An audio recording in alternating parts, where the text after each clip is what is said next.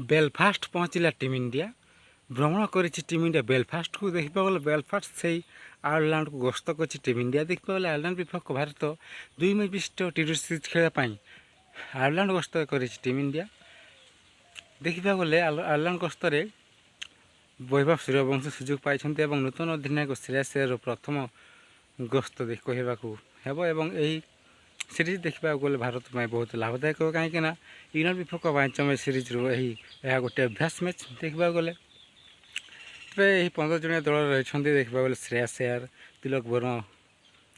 संजू सैमसन अभिषेक शर्मा वैभव सूर्यवंशी नीतीश कुमार रेड्डी कुलदीप यादव अक्षर पटेल रही खेल को खेल पड़ो आयरलैंड विपक्ष सीरीज प्रिंस यादव गुरनूर ब्राल रही देखा गले आयरलैंड विपक्ष सीरीज में भारतीय उद्यमी दल चयन होती मत तो लगे बहुत शक्तिशाली भारत पुणी थे 2-0 सीरीज कब्जा कर तो मैंने कमेंट लिखिपारती कौन आयरलैंड जीति पार भारत ठार गोटे है भी मैच